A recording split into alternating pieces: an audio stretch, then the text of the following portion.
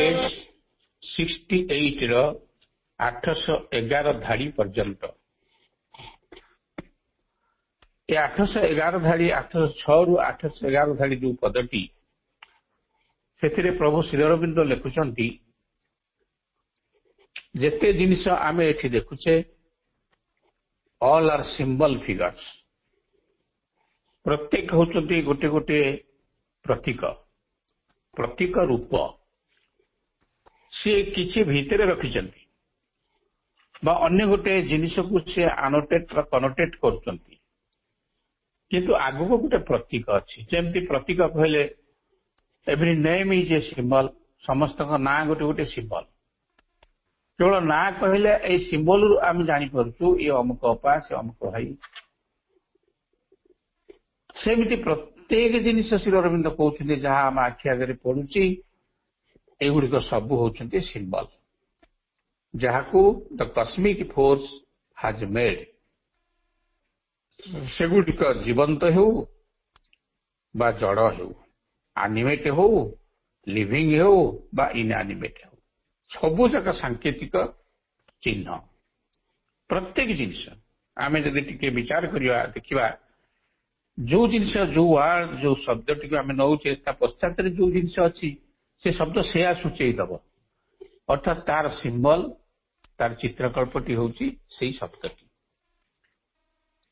अर्थात समस्त भितरे एक इनर रियलिटी रही जहाँ को श्री अरविंद एक कॉम्प्लिकेटेड इंटरलॉकिंग सिस्टम बोली कहउछन्ती एई पदरे जहाँ को आमे पढ़िथिले 1521 रे परस्पर भितरे छंदा छंदी ही रही जाती अनुबंधित होइकी रही जाती जने जदि ताथु फिटी गला खसी गला अन्य माने ताकू आनिके सेठी बांधी देबे नहेले सिम्बियोसिस टी संपूर्ण होई परिबो नाही एई प्रकार एक अद्भुत लॉकिंग सिस्टम जहाँ को अन्य अर्थ रे ट्रेसरी कहा जीवो बा ट्रेसरी ऑफ इवेंट्स अनेक घटना मानकर जाल रे सब जाक खुंदा खुंदी होगी रचंती ट्रेसरी ऑफ अर्थ होची आमे जेमती लुगार एम्ब्रॉयडरी करू बॉर्डर रे एम्ब्रॉयडरी करू जेमती सूता गुडी को सब छंदा छंदी होगी रहिचंती ताको जे तयारी करूची तार जे सूची काम जे जानिचंती ताकू सिना सहज आमु कोन सहज आमे अद्भुत भाव रे से बुना हिची कि सुंदर हेची ताको ट्रेसरी कहा जाए बा सूची काम होइथिबा गोटे जिनिस सेमिति एठी जो आम आगे जहाँ सब आम देखुचे सेगुड़िक सब इवेंट माने ये जो सूता गुड़ाक होचंती इवेंट बा घटना प्रति मुहूर्त जो घटना घटुची प्रति मुहूर्त जो अघटना अनटुवर्ड्स इंसिडेंट घटुची जो दुर्घटना घटुची सेगुड़ा सब ता भितरे खंदा खुंदी होगी बदाबंदी होगी सब रहिचंती ए जगत रे 1000 फोल्ड एनर्जी 1000 प्रस्तर शक्ति सब स्रोत प्रवाहित ये प्रवाहित हेउथिबो से पर्यंत जेते बेल पर्यंत ए सिंबल मानकर प्रहेलिका सॉल्व न होई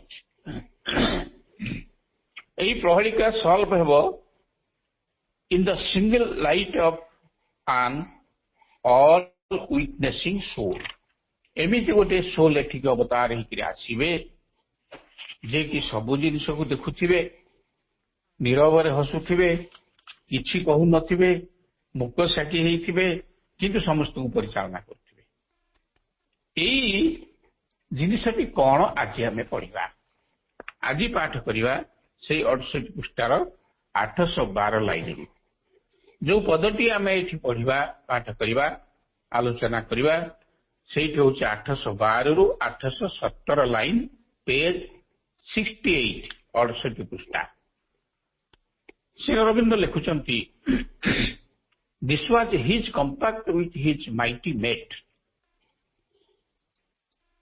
for love of her and joint to her forever to follow the course of times eternity amid magic dramas of her sudden moods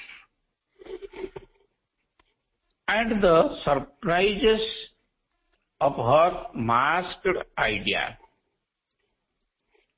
and the vicissitudes of her vast caprice। এই পদটিরে ଆମେ ଲକ୍ଷ୍ୟ କରିବା କେତୋଟି ଶବ୍ଦକୁ ବା କେତୋଟି ଶବ୍ଦ ମାନଙ୍କର ସଂଯୋଜନାକୁ ସମଷ୍ଟିକୁ। This was the compact with his compact means agreement। A compact। तृतीय लाइन रे टाइम्स इटर्निटी। चतुर्थ लाइन रे हर सडन मूड्स। पंचम लाइन रे vicissitude of her vast caprice। এইগুড়িক উভয়ে ଆମେ ଯଦି ଜୋର ଦେଇକରି ଆଲୋଚନା କରିବା ଶ୍ରୀ ଅରବିନ୍ଦ କଣ କହିବାକୁ ଇଚ୍ଛା କରୁଛନ୍ତି ଜାଣିପାରିବା। ପ୍ରଭୁ ତାଙ୍କର ମାଇଟି ମେଟ୍ ହେଲେ ଦ ଡିଭାଇନ ମଦର। ପ୍ରକୃତି ପୁରୁଷ କହିପାରନ୍ତି, ଶିବ ଶକ୍ତି କହିପାରନ୍ତି, ଯାହା କହିପାରନ୍ତି। ନାରାୟଣ ବାସୁଦେବ ଏବଂ ଶ୍ରୀ ରାଧା କହିପାରନ୍ତି। ये ताको मेट साथी ताको सहित गोटे एग्रीमेंट କରିଛନ୍ତି। Compact means agreement. Compact sign କରିଛନ୍ତି, ड्रॉ କରିଛନ୍ତି। सेही शक्ति होची प्रभुଙ୍କର conscious force, the mother who has created everything. प्रभु यही एग्रीमेंट बा चुक्तिनामा रे स्वीकृति କରିଛନ୍ତି, दस्तखत କରିଛନ୍ତି जे कौन से करिवे for love of her and join to her forever. दीटा कथा एग्रीमेंट रे लिखा है, 2 पॉइंट्स एग्रीमेंट। गोटे होची तांको सब बेले भल पाइबे, आ गोटे तांको सांग छाड़िबेनी केबेले, and joined to her forever. ये सृष्टि ए रहस्य उपरे प्रतिष्ठित।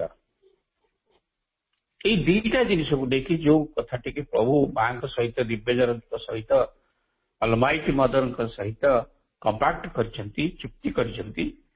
ସେଇ ଚୁକ୍ତିନାମା ଅନୁସାରେ এই ପୃଥିବୀ ବିଶ୍ୱ ପରିଚାଳିତ ହେଉଛି, ୟୁନିଭର୍ସ ପରିଚାଳିତ ହେଉଛି।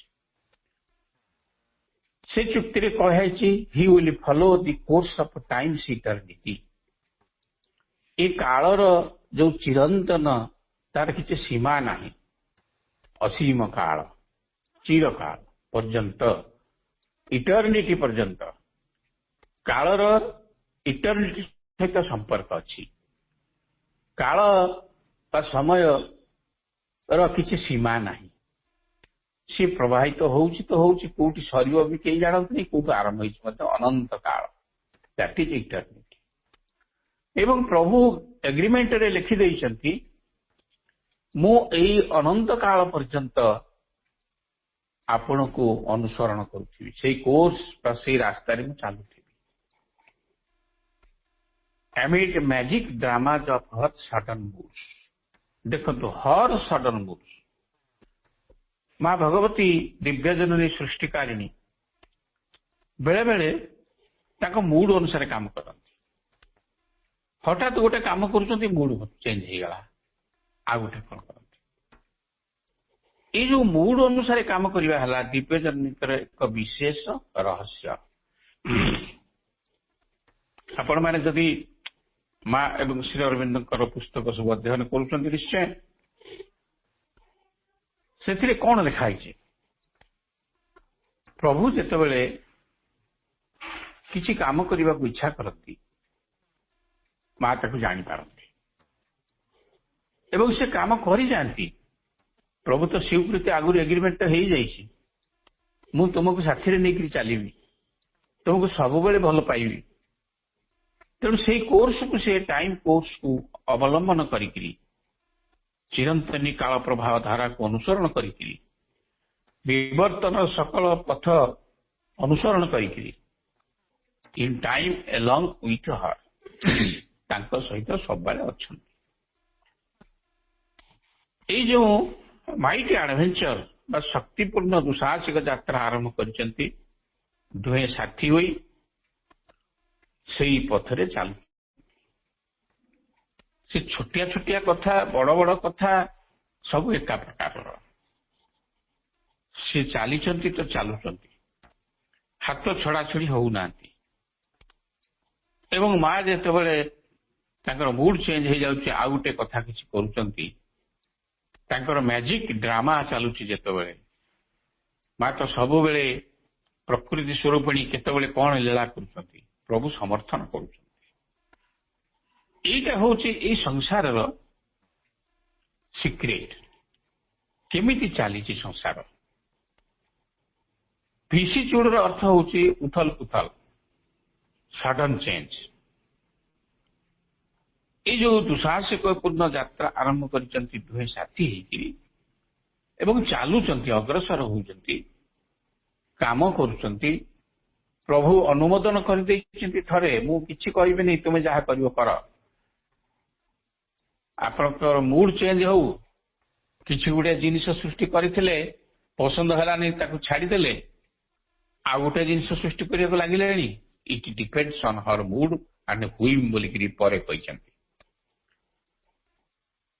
He will follow the course of time's eternity, surrounded by all that she offers him.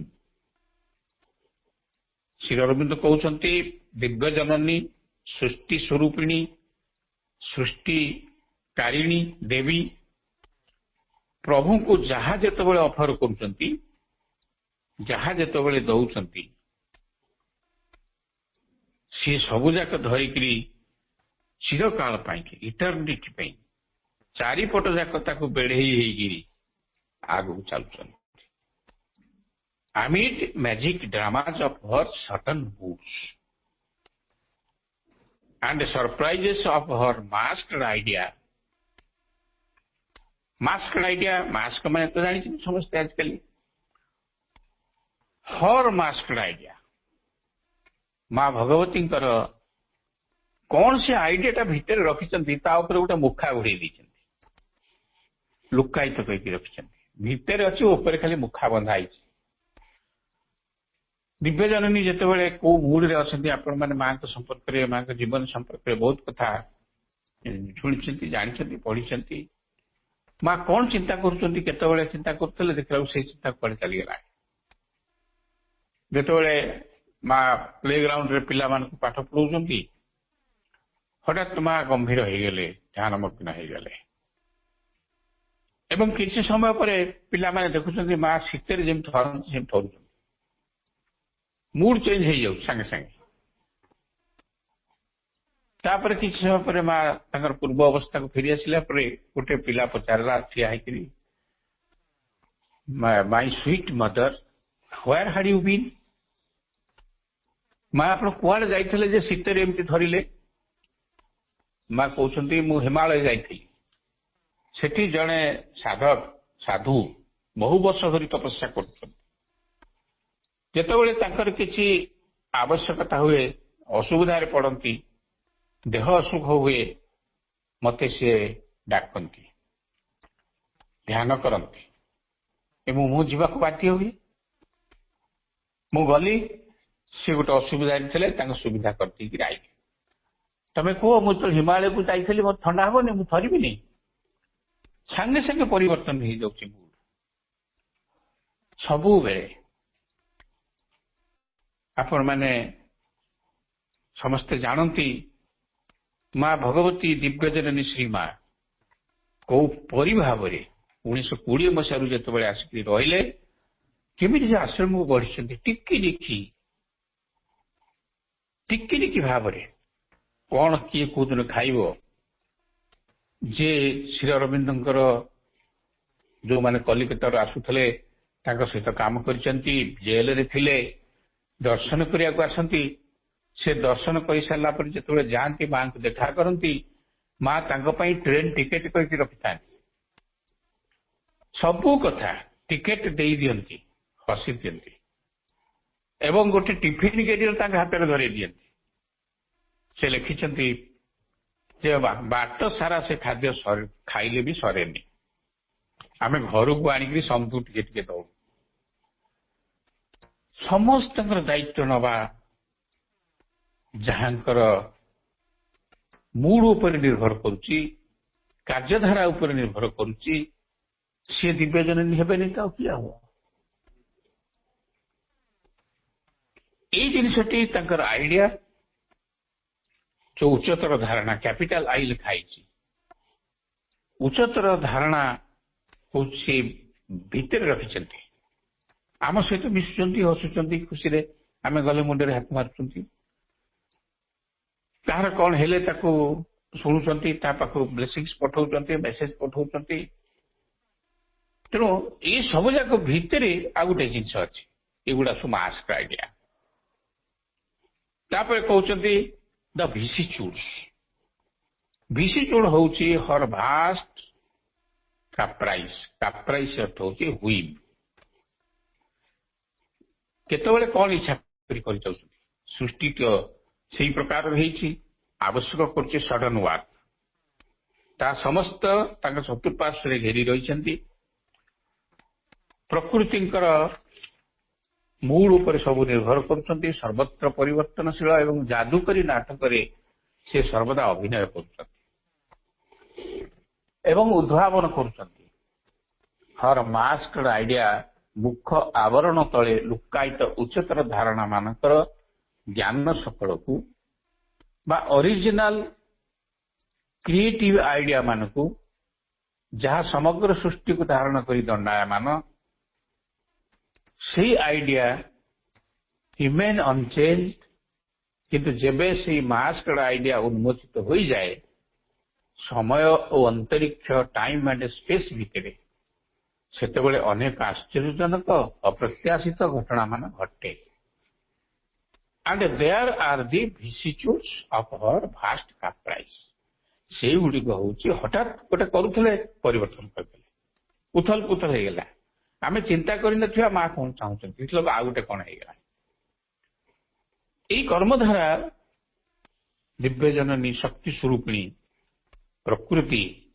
माँ भगवती कार्य विसिच्यूड है अप्रत्याशित परिवर्तन ups and down according to the vast काप्राइस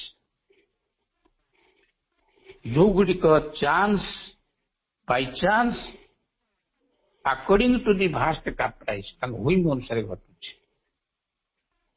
प्रकृतिर मन इच्छा अनुसार घटू से जहाँ इच्छा कले करें प्रकृति से फॉर्म बारंबार सृष्टि करुता रूपटी बारंबार बदलौ बारंबार काम कर जितेबले जो रूपटी है से रूप से धारण करेंगे जीव भितर स्थित आत्मा पुरुष यार नीरव द्रष्टा भाव में सब देखुता एक्सपीरियंसिंग एंड एक्सप्लोरिंग हिमसेल्फ निज अनुभूति नौथा निजे नुआ नुआ जिनिस सृष्टि करता in all these things in the play of time and space ये काल बक्षरे अंतरिक्ष बक्षरे देश काल स्थान रे जेते काम सब होची सब ताकरी द्वारा से निजे सब परिचालना कर इच्छा अनुसार कर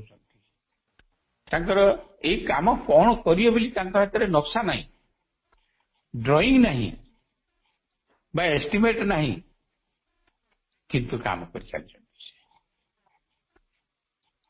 कथा श्री अरविंद पर लिखिं टू सीम हिज गोल तापर पदरे 818 रु 820 yet ever are they one two TWO प्रकृति एवं पुरुषंकर गोल अलग अलग हमको मन हो ये पुरुष ये अमक कर प्रकृति से एक कर आमको देखा गोल दीटा डेस्टिनेशन दीटा किंतु yet ever are they one से सब एक होती आमको जना पड़ी अलग अलग and gaze at each other over boundless bourneless time bourneless earth भी बाउंडलेस सीमाहीन बोर्नलेस BOURN बोर्न अर्थ सीमा बोर्नलेस है सीमाहीन ये सीमाहीन काल गेज से परस्पर परस्पर को अनै दौरान ଅନେଇକିରି ଠିଆ ହେଇଛନ୍ତି। ଜଣେ ଯଦି କିଛି କହିଲା ଅନ୍ୟ ଜଣେ ତାକୁ ଗ୍ରହଣ କରିନେଉଛି, ମା ଯଦି କିଛି କହିଲେ ପ୍ରଭୁ ଟିକେ ହସି ଦଉଛନ୍ତି।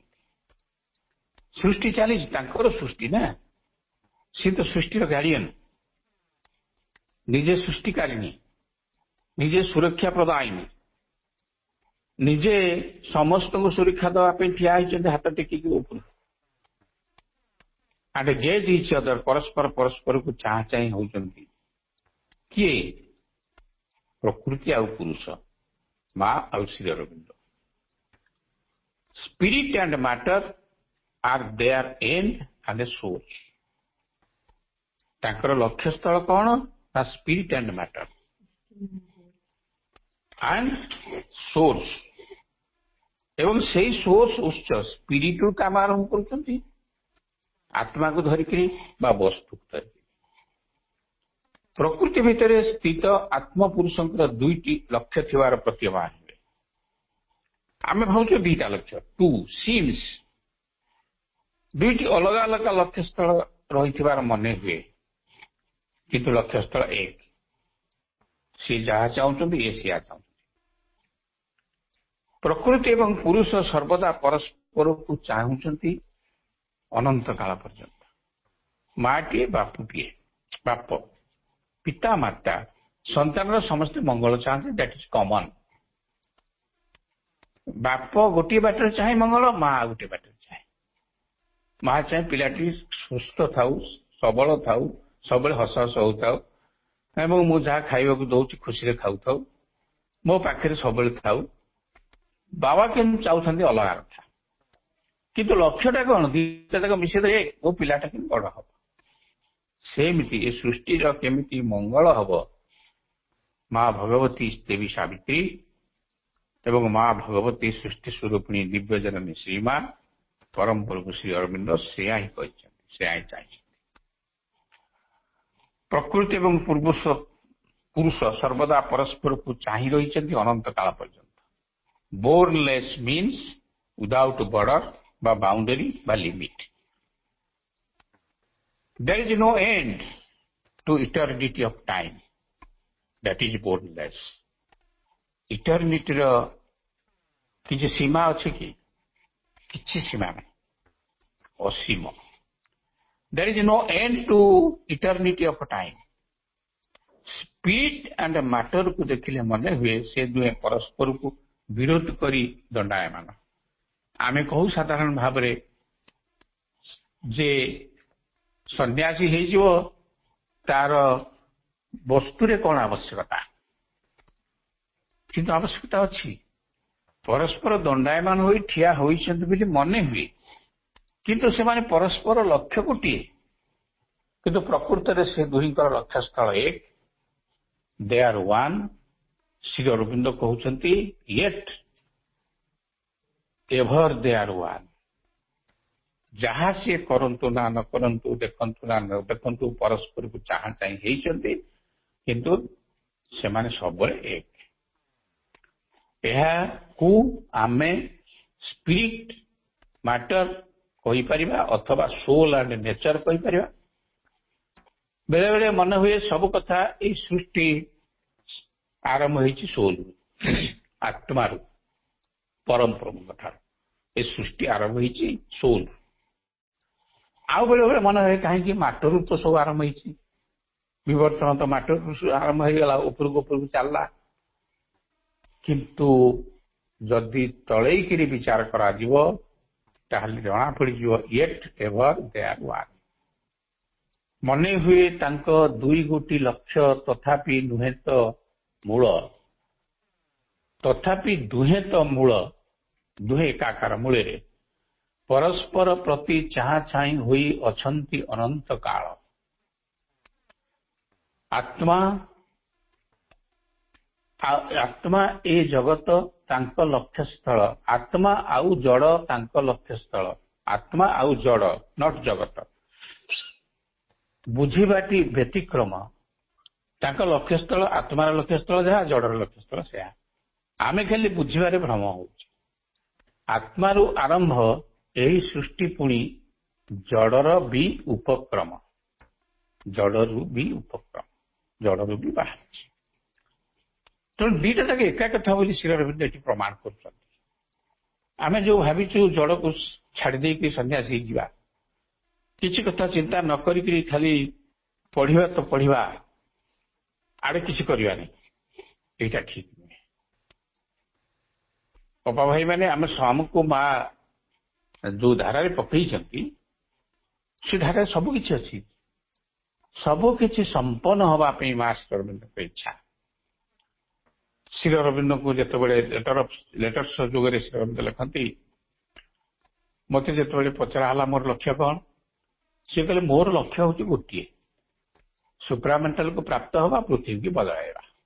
ମୁଁ ମୋ ନିଜ ପାଇଁ କିଛି ମାଗିନି, ମୋ ନିଜ ପାଇଁ କିଛି କରୁନାହିଁ। ମୋର ଲକ୍ଷ୍ୟ ହଉଛି ଗୋଟିଏ, ସୁପ୍ରାମେଣ୍ଟାଲ ଫୋର୍ସକୁ ପୃଥିବୀକି ଆଣିବା ଏବଂ ପୃଥିବୀର ମଙ୍ଗଳ କରିବା, ଏଇ କାମଟି। ମୁଁ ସେତେବେଳକୁ ରହେ କି ନ ରହେ ସେ କଥା ମୁଁ ଚିନ୍ତା କରିନି, କିନ୍ତୁ ଆଣିବି, ଲୋକ ବା ଏଇ ପୃଥିବୀକି ବଦଳେଇବି। ଏଇ ଯୋଉ କଥାଟି ଶ୍ରୀ ଅରବିନ୍ଦଙ୍କର ଆମେ ତ ପଢିଛେ ସବୁ ଜାଗାରେ। ବର୍ତ୍ତମାନ ସେ କହୁଛନ୍ତି ପେଜ 69ରେ 821ରୁ 827 line, a seeker of hidden meanings in life's forms. ଯଦି ଜଣେ ସିକର, ଅନ୍ୱେଷଣକାରୀ, ଏଇ ଯେତେ ଲାଇଫ ଫର୍ମ ଆମେ ଦେଖୁଛେ, ଯାହାଙ୍କର ଜୀବନ ଅଛି, ତା ଭିତରେ ଗୋଟେ ହିଡେନ୍ ମିନିଂ ଅଛି, ଲୁକ୍କାୟିତ ଅର୍ଥ, ଅର୍ଥାତ୍ ତା ଭିତରେ କିଏ ଅଛନ୍ତି, ଯାହାଫଳରେ ଏ ସଜୀବ ହେଇଛି। କିଏ ସେ ଅଛନ୍ତି ତାକୁ ଖୋଜିବ, ଯିଏ ସେ seeker of the great mother's wide uncharted will. ଇଏ ସୃଷ୍ଟିଟା କିଏ ତିଆରି କରିଛନ୍ତି? ସୃଷ୍ଟି ସର୍ଜନାକାରଣୀ ଦିବ୍ୟ ଜନନୀ। ସେ ସୃଷ୍ଟି ଗଢିଲା ବେଳେ ତାଙ୍କ ହାତରେ କିଛି ମ୍ୟାପ ନାହିଁ। ଚାର୍ଟର ଅର୍ଥ ହଉଛି ମ୍ୟାପ ବା ନକ୍ସା ବା ଡ୍ରଇଂ। ଆମେ ଗୋଟେ ଜିନିଷ ତିଆରି କଲା ବେଳକୁ ଡ୍ରଇଂ ଦରକାର, ନକ୍ସାଟିଏ ଦରକାର, ସେ ଅନୁସାରେ ସବୁ ହବ। ମା ଭଗବତୀ ଦିବ୍ୟ ଜନନୀ ସୃଷ୍ଟିକାରିଣୀ କଣ ନକ୍ସା କରିଛନ୍ତି କି? ମଣିଷକୁ ଗଢିଲା ବେଳେ କଣ ମଣିଷର ଗୋଟେ ନକ୍ସା ତିଆରି କରିଥିଲେ? ନା ଯାହା ଯାହା କରୁଛନ୍ତି ତାର ନକ୍ସା ଅଛି? ନା, ତାଙ୍କ ହୁଇମେର ବା ସବୁ ହେଇଛି। Of the great mother's wide uncharted will. Uncharted, chart ଅର୍ଥ ହେଲା ନକ୍ସା, ଅନଚାର୍ଟେଡ ହେଲା ୱିଦାଉଟ୍ ନକ୍ସା। ବିନା ନକ୍ସାରେ ସବୁ କରିଚାଲିଛନ୍ତି। ତାଙ୍କ ହୁଇମ ତ ମୁଡ ଉପରେ ନିର୍ଭର କରେ। and the rude enigma of her terrestrial ways। ମା ଯେତେବେଳେ ଭଗବତୀ କାମ କରୁଥାନ୍ତି ନୂତନ ସୃଷ୍ଟି ସକାଶେ, ସେତେବେଳେ ତାଙ୍କର କାମ କଥା ରୁଡ ଲାଗେ, ନିଷ୍ଠୁର ବୋଲିକି ଆମେ ତାଙ୍କୁ କହୁ। ଥରେ ଜଣେ ବେଙ୍ଗଲୀ ଭଦ୍ର ମହିଳା, ତାଙ୍କୁ କ୍ୟାନ୍ସର ହେଇଗଲା। ତାଙ୍କ ସ୍ୱାମୀ ଯେହେତୁ ଆଶ୍ରମର, ସେ ଦି ଜଣ ଯାକ ଆଶ୍ରମର ସାଧକ ସାଧିକା ବା ଫଲୋଅର୍ସ, ଶ୍ରୀ ଅରବିନ୍ଦଙ୍କ ଫଲୋଅର୍ସ। ସେମାନେ ଆଶ୍ରମ ପଳେଇ ଆସିଲେ, ଗୋଟେ ଘର ଭଡା ନେଇକି ରହିଲେ। ତାଙ୍କ ସ୍ୱାମୀ ଦି ଜଣ ଯାକ ପ୍ରଥମେ ମାଙ୍କୁ ସାକ୍ଷାତ କଲେ। ମା ସେଠୁ କହିଲେ ଠିକ ଅଛି, ତମେ ଏଠି ରୁହ। ସବୁଦିନେ ମା ତାଙ୍କର ରିପୋର୍ଟ ନେଉଥାନ୍ତି ଏବଂ ଭଦ୍ର ମହିଳା ସାଧିକା ଜଣକ ପ୍ରାର୍ଥନା କରୁଥାନ୍ତି ମାକୁ, ମା ମତେ ଭଲ କରିଦିଅ, ନହେଲେ ମତେ ନେଇଯାଅ। ମା ଟିକେ ଟିକେ ହସି ଦେଉଥାନ୍ତି। ତାପରେ ତାଙ୍କର ଶେଷ ଅବସ୍ଥାକୁ ଏତେ ଯନ୍ତ୍ରଣା ହେଲା, ସେ ଯନ୍ତ୍ରଣା ସହିପାରିଲେନି, ମାଙ୍କ ପାଖକୁ ଲେଖିଲେ। ମାଙ୍କୁ ଯେତେବେଳେ ନିରବରଣ ଯାଇକି ପଚାରିଲେ ଯେ ମା, ସିଏ ଆପଣଙ୍କୁ ଲେଖିଛେ ତାଙ୍କୁ ନେଇଯିବା ପାଇଁ। ମା କହିଲେ ମୁଁ ତ ଚେଷ୍ଟା କରୁଛି, 3 ଦିନ ହେଇଗଲାଣି ଆଜିକି, କିନ୍ତୁ ତାଙ୍କର ଯୋଉ ଭାଇଟାଲ ଫୋର୍ସଟା, ସିଏ ପୃଥିବୀ ସହିତ ଏମିତି ବାନ୍ଧି ହେଇକି ଅଛି, ସିଏ ମୁଁ ଯେତେ ଫୋର୍ସ ପଠେଇଲେ ମଧ୍ୟ ସେଠି ଫେଲ ମାରୁଛି। ତାପରେ ଦେଖାଗଲା ଯେମିତି ମାଙ୍କର ଜନ୍ମଦିନ ଯୋଉ ଦିନ, ତା ପରଦିନ ସେ ଏକ୍ସପାୟାର କରିଗଲେ। ତାର ତ ତାଙ୍କ ମନ ପ୍ରାଣ ଶରୀର ଚାହୁଁଥିଲା ମାଙ୍କ ଜନ୍ମଦିନ ପର୍ଯ୍ୟନ୍ତ ରହିବା ପାଇଁ। ଇଏ ଗୋଟେ ସତ ଘଟଣା। ତେଣୁ ମା ଆଶ୍ଚର୍ଯ୍ୟ ହେଲେ, କହିଲେ ମୁଁ ଯେତେ ଫୋର୍ସ ପଠଉଛି ତାକୁ ନେଇ ଆସିବି ବୋଲିକି ସେ ମନା କରିଦଉଛି କଣ? ଡାକୁଛି ମା ମତେ ନେଇଯାଅ, ମୁଁ ଫୋର୍ସ ପଠେଇଲା ତାକୁ ମନା କରିଦଉଛି। ତାର କାରଣ ସେ 21 ତାରିଖ ପର୍ଯ୍ୟନ୍ତ ଅପେକ୍ଷା କରିଛି। ଏମିତି ଟେରେଷ୍ଟ୍ରିଆଲ ୱେରେ ଯେତେ କଥା ମା କରନ୍ତି ତା ରୁଡ ହେଲେ ମଧ୍ୟ ପ୍ରହେଳିକାମୟ ରୁଡ ଏନିଗ୍ମା ବୋଲି ଲେଖିଛନ୍ତି। ଏନିଗ୍ମା ଅର୍ଥ ହଉଛି ପ୍ରହେଳିକା, ତା ଭିତରେ ଅର୍ଥ ଥାଏ। ଆପଣ ତ ଜାଣିଛନ୍ତି, ପଢିଛନ୍ତି ଅନେକ ବହିରେ। ଯୋଉ ବହିରେ ଯାହାକୁ ଜ୍ୱର ହେଇଥିବ ମାଙ୍କ ଯେତେବେଳେ ମା ଚିନାବାଦାମ ଦଉଥାନ୍ତି ବା ଲାଇନ କରିକି ସବୁ ଆସିକି ନିଅନ୍ତି, ନେଲା ବେଳକୁ ଜଣେ ତା ଭିତରେ ସାଧିକା ଗୋଟେ ଶାଲ ଘୋଡିକି ଆସିଛନ୍ତି। ମା ସେଠୁ ତାକୁ ଅନେଇଲେ, ଏମିତି ଚକୋଲେଟ ଦଉଛନ୍ତି, ଅନେଇଲେ ଆଉ ତା ହାତକୁ ନ ଦେଇକି ତାକୁ ଗୋଟେ ଚକୋଲେଟ ଫୋପାଡ଼ି ଦେଲେ। ତାକୁ ରୁଡ, କେମିତି ରୁଡ ହନ୍ତି ପ୍ରକୃତି ସ୍ୱରୂପିଣୀ ମା ଦିବ୍ୟଜାନ। ଇଏ ଭାରି ମନ ଦୁଃଖରେ ମା କହିଲେ, ତାକୁ ଚାଲି ଯାଉଛି, ମା ଡାକିଲେ, ଖୋଲ, ଉତାରି ଦିଅ ତମର ସେ ଶାଲକୁ। କାହିଁକି ଶାଲକୁ କହିଛ? ତମକୁ କଣ ଜ୍ୱର ହେଇଛି? କାହିଁକି? ଖୋଲ ତାକୁ କହିକି ମା ଟାଣିଦେଲେ ଶାଲ। ସେ ସେଠୁ ଶାଲ ଟାଣିକିରି ଭାରି କାନ୍ଦି କାନ୍ଦି, ମା ମତେ ଏମିତି ବ୍ୟବହାର କଲେ, ମୋ ଉପରକୁ ଚକୋଲେଟ ଫୋପାଡ଼ିଲେ, ମୋ ଶାଲକୁ ଟାଣିଦେଲେ, ଏମିତି କହିକିରି ଆସିଲେ। ଲୋକମାନେ ତାଙ୍କୁ ବୁଝେଇଲେ, ନାଇଁ ନାଇଁ ମା ତମ ଭଲ ପାଇଁ କରିଛନ୍ତି, କଣ ସେ ଭାବିକିରି କରିଛନ୍ତି, କାହିଁକି ରାତିରେ ଆଜି ଶୋଇଲେନି। ସେ ଜଣେ ଆଶ୍ରମର ଟିଚର ସାଧିକା। ତା ପରଦିନ ଦେଖିଲା ବେଳକୁ ସେ ସକାଳୁ ଗାଧେଇ ପାଧେଇକିରି ଆଶ୍ରମ ଗେଟ୍ ଯୋଉ ସ୍କୁଲ ଅଛି ଆଶ୍ରମ ସାମ୍ନା, ଆପଣମାନେ ଦେଖିଛନ୍ତି, ସେ ଭିତରକୁ ଯାଉଛନ୍ତି। ଯିଏ ଜଣେ ଦେଖିଥିଲା କାଲି ସନ୍ଧ୍ୟାରେ ମା ତାକୁ ଏମିତି ବ୍ୟବହାର କରିଥିଲେ, ତାକୁ କହିଲେ, ତମେ ତ କଣ ମୁହଁ ଓଳେଇଥିଲ, ଭାରି ଦୁଃଖ କରୁଥିଲ, କଣ ଆଜି ଆସିଗଲେଣି? ନା ଦେଖୁନା ମୋର କଣ ଜ୍ୱର ଅଛି, ହାତ ମାରି ଦେଖ। ପ୍ରକୃତରେ ସେ ହାତ ମାରେ ଜ୍ୱର ନାହିଁ। ତା ଅର୍ଥ ଗୋଟେ କାମ କରିବା ପାଇଁ ପ୍ରକୃତି ରୁଡ ବି ହେଇପାରନ୍ତି। ଏଇଠି କହୁଛନ୍ତି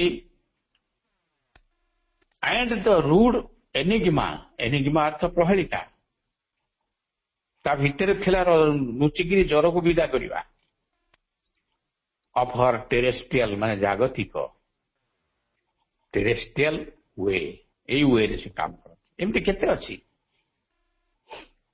ହି is the explorer and the mariner. ପ୍ରଭୁ ହଉଛନ୍ତି, ହି ସି କଥା ପଡିଛି।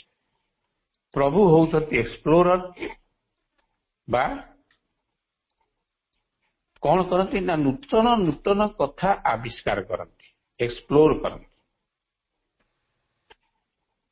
ଏବଂ ସେ ହଉଛନ୍ତି ମ୍ୟାରିନର। ମ୍ୟାରିନର ଅର୍ଥ ନାବିକ, ଆଗକୁ ଆଗକୁ ଯିବେ। ଆମେ ଏଇ ଏକ୍ସପ୍ଲୋର ନାବିକ କଥାଟା ଏଇ କେତୋଟି ପଦ ସରିଗଲା ପରେ ଯେତେବେଳେ ଆର୍ଥରକୁ ଆମେ ଆଲୋଚନା କରିବା, ସେ ନାବିକ କେମିତି ଯାଉଛନ୍ତି, କେମିତି ଜାହାଜର ବିବରଣୀ ଗୁଡାକ ଶିରୋମଣି ଦେଇଛନ୍ତି। ଆମ ଶରୀର ଏକ ଜାହାଜ, ଗୋଟେ ପୋତ ବା ବୋଇତ, ତାକୁ ଆଲୋଚନା କରିବା। On the secret inner ocean without born, ସେଇ ବୋର୍ନ କଥା ପଡିଲା, ବୋର୍ନଲେସ୍। ଏ ବୋର୍ନ ଶବ୍ଦଟିକୁ ଶ୍ରୀଅରବିନ୍ଦ ସାବିତ୍ରୀ କେତେ ଜାଗାରେ ବ୍ୟବହାର କରିଛନ୍ତି। ବୋର୍ନ ଅର୍ଥ ଲିମିଟ, ୱିଦାଉଟ ବୋର୍ନ, ଯାହାର ଲିମିଟ ନାହିଁ। ଏକ ଗୁପ୍ତ ଅଭ୍ୟନ୍ତରସ୍ଥ ଦରିଆରେ, ଓସନରେ ପ୍ରଭୁ ହି ଏକ୍ସପ୍ଲୋରର ହେଇକରି ନୂତନ ନୂତନ ସ୍ଥାନ ଆବିଷ୍କାର କରିବାକୁ ଯିଏ ଯାଆନ୍ତି ତାଙ୍କୁ ଏକ୍ସପ୍ଲୋରର କୁହାଯାଏ। ଭାସ୍କୋ ଡି ଗାମା ୱାଜ ଆନ୍ ଏକ୍ସପ୍ଲୋରର ଆଣ୍ଡ ଅଲସୋ ମାରିନର। ସେମିତି ପ୍ରଭୁ ସବୁବେଳେ ନୂଆ ନୂଆ କଥା ବାହାର କରିବା ପାଇଁ ଏକ୍ସପ୍ଲୋର କରିଥାନ୍ତି ଏବଂ ନୂତନ ଗୋଟେ ନାବିକ ଭାବରେ ନୂଆ ନୂଆ ଜାଗାକୁ ଯାଉଥାନ୍ତି।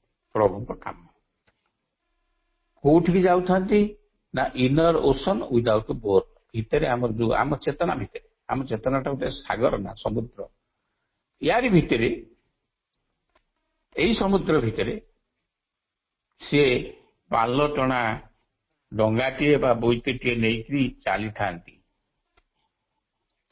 ଅନନ୍ତ ସାଗର ବକ୍ଷରେ। ବୋର୍ନଲେସ୍ ଓସନ ୱିଦାଉଟ୍ ବୋର୍ନ, ଭିତରେ ଅଛି ସେ, ଇନର, ଆମ ଭିତରେ, ସବୁ କଥାର ଭିତରେ, ଚେତନାର ଅଭ୍ୟନ୍ତରରେ। Of a magic earth he is the adventurer and a cosmologist. ସିଏ ହେଉଛନ୍ତି ଦୁଃସାହସିକ ପୂର୍ଣ୍ଣ ଯାତ୍ରୀ ଏବଂ ସିଏ ହେଉଛନ୍ତି କସ୍ମୋଲୋଜିଷ୍ଟ। କସ୍ମୋଲୋଜିଷ୍ଟ ମାନେ ବିଶ୍ୱ କସ୍ମସ୍, ବିଶ୍ୱର ଗତିବୃତ୍ତି, ଚାଲି ଚଳନ, କେତେ ଦିନ ହେଲା ତା ଇତିହାସ ଭୂଗୋଳ ଯିଏ ଅଧ୍ୟୟନ କରନ୍ତି ବା ସେ ସମ୍ପର୍କରେ ଯିଏ ପୁସ୍ତକ ରଚନା କରିଥାନ୍ତି, ଅଧ୍ୟାପନା କରନ୍ତି, ତାଙ୍କୁ କସ୍ମୋଲୋଜିଷ୍ଟ କୁହାଯାଏ। ଏବଂ ପ୍ରଭୁ ହେଉଛନ୍ତି ସେ ପ୍ରକାର ଗୋଟେ କସ୍ମୋଲୋଜିଷ୍ଟ। ଇଏ କେତେ ଦିନ ହେଲା ସୃଷ୍ଟି ହେଲାଣି ତାକୁ ମାଲୁମ, ସେ ତ ନିଜେ କରିଛନ୍ତି ନା। ତେଣୁ ଶ୍ରୀ ଅରବିନ୍ଦ ଏଠି ଲେଖୁଛନ୍ତି ପୁରୁଷ ହେଉଛନ୍ତି, ଶିବ ହେଉଛନ୍ତି, ସ୍ପିରିଟ ହେଉଛନ୍ତି ବା ସୋଲ୍ ହେଉଛନ୍ତି କଣ ନା ଗୋଟେ ସିକ୍ରେଟ ଇନର ଓସନରେ, ୱିଦାଉଟ୍ ବୋର୍ନ ଯୋଉ ଓସନ, ତା ଭିତରେ ସେ ଏକ୍ସପ୍ଲୋର କରୁଥାନ୍ତି। ମାରିନର ହେଇକି ଜାହାଜଟିଏ ନେଇକି, ନୌକାଟିଏ ନେଇକି ବୁଲୁଥାନ୍ତି ଏବଂ ଆଡଭେଞ୍ଚର ଯାତ୍ରାରେ ବାହାରି ଯାଆନ୍ତି। ଏବଂ ସିଏ ହେଉଛନ୍ତି ସବୁ କଥାର ମୂଳ ଜାଣିଛନ୍ତି, କସ୍ମୋଲୋଜିଷ୍ଟ। ସବୁ କଥା ଇତିହାସ ଜାଣିଛନ୍ତି, ଭୂଗୋଳ ଜାଣିଛନ୍ତି, ରୁଟ୍ ଜାଣିଛନ୍ତି, ଟପ୍ ବି ଜାଣିଛନ୍ତି। ଅଫ୍ ଏ ମ୍ୟାଜିକ୍ ଆର୍ଥ, କାହାର କସ୍ମୋଲୋଜିଷ୍ଟ ସିଏ? Of a magic earth obscure geography. ଏଇ ଯୋଉ ସୃଷ୍ଟି ଆମେ ଦେଖୁଛୁ, ପୃଥିବୀ ଦେଖୁଛୁ, ଏ ପୃଥିବୀ ଭିତରେ ଗୋଟେ ରହସ୍ୟ ଅଛି, ଅବସ୍କ୍ୟୁର ହେଇକି ଅଛି, ଅନ୍ଧକାରାଚ୍ଛନ୍ନ ହେଇକି ଅଛି। ତାରି ଭୂଗୋଳକୁ ସେ ଆବିଷ୍କାର କରନ୍ତି, ଯୋଉଗୁଡ଼ିକ ମ୍ୟାଜିକ୍। ଏ ଆର୍ଥଟା ହଉଛି ଗୋଟେ ମ୍ୟାଜିକ୍ ଏରିଆ। ଏଇଠି ସବୁ ଜିନିଷ ପ୍ରଭୁ କରୁଛନ୍ତି ଏବଂ ପ୍ରଭୁ ପ୍ରତ୍ୟେକ ଲାଇଫ ଫର୍ମ ବା ଜୀବସତ୍ତା ମଧ୍ୟରେ ସ୍ଥାବର ଜଙ୍ଗମ, କୀଟ ପତଙ୍ଗ, ବନସ୍ପତି, ଚତୁଷ୍ପଦ ପ୍ରାଣୀ, ସରୀସୃପ, ମାଙ୍କଡ ଠାରୁ ଆରମ୍ଭ କରି ମନୁଷ୍ୟ ପର୍ଯ୍ୟନ୍ତ ସମସ୍ତଙ୍କ ଭିତରେ ଏ ଶିକର ବା ଅନ୍ୱେଷଣକାରୀ ଭାବରେ ବିରାଜିତ, ଖୋଜୁଛନ୍ତି ଭିତରେ। ଜୀବନର ପ୍ରତ୍ୟେକ ସ୍ୱରୂପରେ ଲୁକାୟିତ ଥିବା ଅର୍ଥକୁ ସେ ଖୋଜୁଛନ୍ତି, ହିଡିନ୍ ମିନିଂକୁ ଖୋଜୁଛନ୍ତି। ସେ ହେଉଛନ୍ତି Explorer and the meaning and the mariner, ଦୁଃସାହସିକ ଆବିଷ୍କାରକ, ଆବିଷ୍କାରର ଯାତ୍ରୀ ଏବଂ ନାବିକ। ଦିବ୍ୟଜନନୀ ସୃଷ୍ଟିକାରିଣୀ ମା, ଦ ଗ୍ରେଟ୍ ମଦର, ଯାହା ଚାହୁଁଛନ୍ତି ତାକୁ ସେ ଆବିଷ୍କାର କରିବାକୁ ଇଚ୍ଛା କରୁଛନ୍ତି। ମା କହିଲେ ମୋର ହିମାଳୟର ଅମକ ଜାଗାରୁ ଗୋଟେ ଫୁଲ ଦରକାର। ଭଗବାନ ଶ୍ରୀକୃଷ୍ଣ ଶ୍ରୀ ରାଧାଙ୍କୁ କହିଲେ, ରାଧା କହିଲେ ଶ୍ରୀକୃଷ୍ଣଙ୍କୁ, ପ୍ରକୃତି କହୁଛନ୍ତି ପୁରୁଷଙ୍କୁ, ମୋର ସେଇ ଫୁଲଟା ଦରକାର। ସେ ଚାଲିଗଲେ ସେ ଫୁଲ, ଏକ୍ସପ୍ଲୋରର। ସେମିତି ସବୁବେଳେ ମାଙ୍କର ଦିବ୍ୟ ଇଚ୍ଛାକୁ ପୂରଣ କରିବା ପାଇଁ ପ୍ରଭୁ ଏଇ କାମ ସବୁ କରୁଥାନ୍ତି। ତାହେଲେ what is the great mother? Mother's uncharted will ଏବଂ ମାଙ୍କର ଅନଚାର୍ଟେଡ ନକ୍ସା ନଥିବା, ମାନଚିତ୍ର ନଥିବା ଚାର୍ଟର ଇଚ୍ଛା କଣ? Particularly this kind of map used Bai sellers, ଯୋଉମାନେ ଜଳଯାତ୍ରା କରନ୍ତି ତାଙ୍କ ପାଖରେ ମ୍ୟାପ୍ ଥାଏ, କୁଆଡକୁ ଯିବେ, କଣ କରିବେ। ମାରିନରଙ୍କ ପାଖରେ ମ୍ୟାପ୍ ଥାଏ। ଯେଉଁ ଅଞ୍ଚଳର ମାନଚିତ୍ର ନଥାଏ ତାକୁ ସିଏ ଅନଚାର୍ଟେଡ ଏରିଆ ବୋଲି କୁହନ୍ତି। କିନ୍ତୁ ମାଙ୍କର ଏ ସବୁ ଯାକର କିଛି ମାନଚିତ୍ର ନାହିଁ, ସେ କାମ କରିଚାଲିଛନ୍ତି। ଅପା ଭାଇମାନେ, ୟାର ଗୋଟେ ପଦ୍ୟ ରୂପ ଅଛି, ଆମେ ତାକୁ ଆର୍ଥରକୁ ପଢିବା ଏବଂ ମା ଶ୍ରୀ ଅରବିନ୍ଦ କିପରି ପ୍ରକୃତି ପୁରୁଷ ଭାବରେ ଆଶ୍ରମର ଆରମ୍ଭରୁ କେମିତି କାମ କରୁଛନ୍ତି, ଏଇ କଥାଟି ମୁଁ ଆପଣମାନଙ୍କୁ କହିବାକୁ ଇଚ୍ଛା କରିଛି। କେଡି ସେଠନାଙ୍କର ଏକ ଉକ୍ତିରୁ ଜଣାପଡେ, ମା ସବୁ କାମ କରୁଥିଲେ, ଯୋଉ କାମ ସାଧାରଣ ଲୋକଟେ କରିପାରିବନି ତାକୁ ସେ ଟେକଅପ୍ କରିନିଅନ୍ତି, ତାକୁ ସାହାଯ୍ୟ କରନ୍ତି।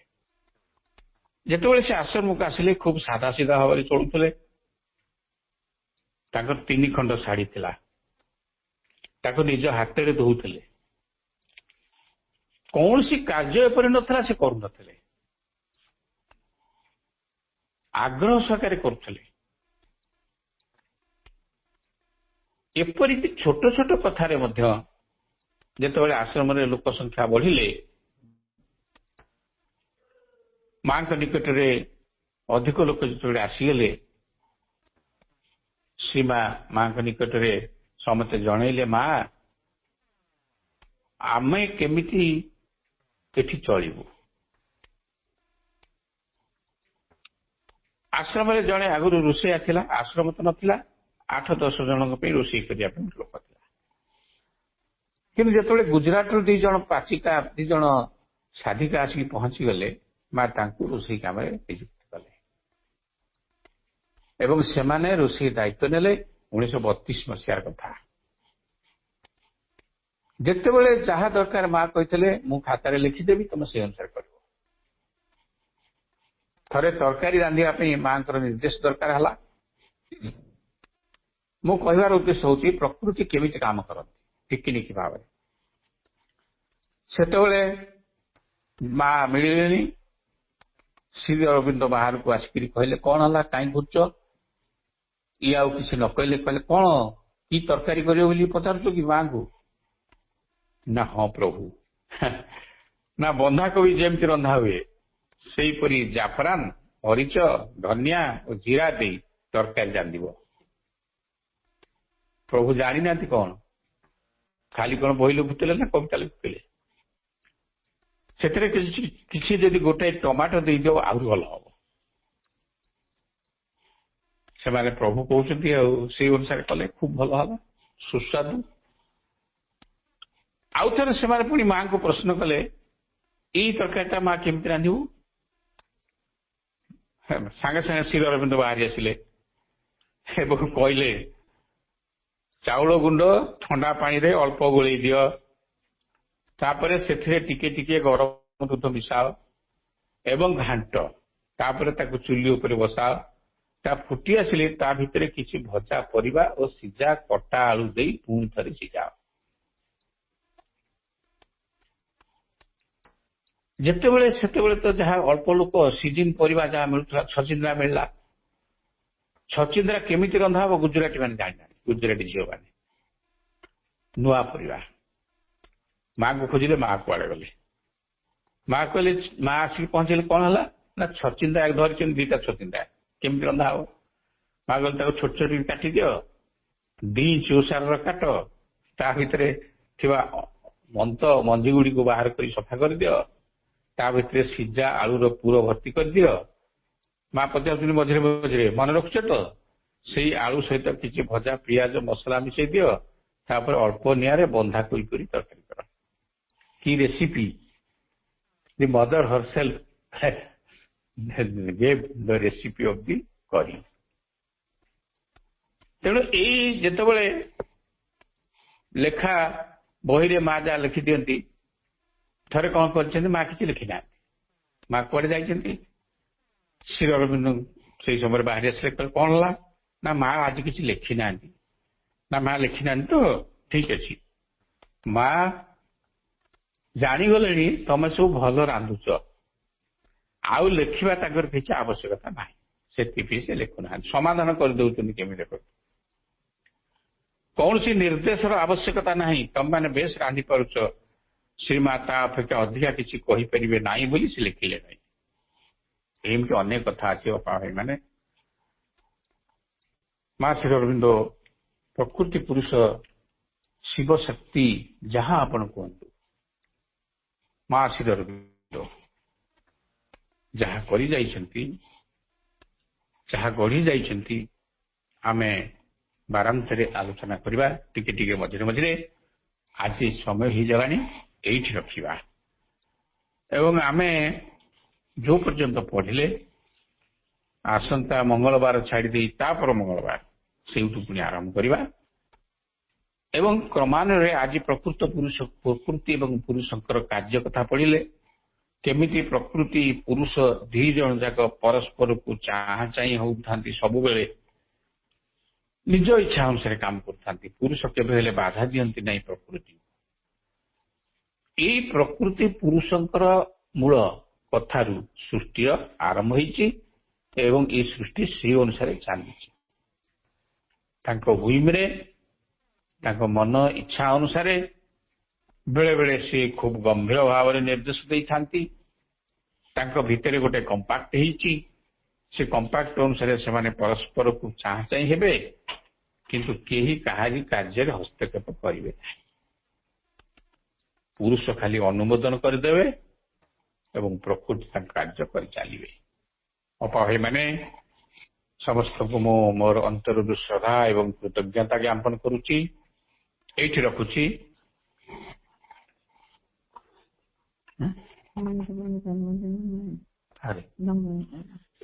आ दमयंती अपांकर आज जन्मदिन आम पाठ्यसुकुट भी दमयंती अपा आसती से आमे हापी बर्थडे आपण मान तो जन सारी आम पाठचक्र तरफ आम तरफ बोनफेट happy birthday many returns of new year new birthday Damayanti अपांको Vande Mataram.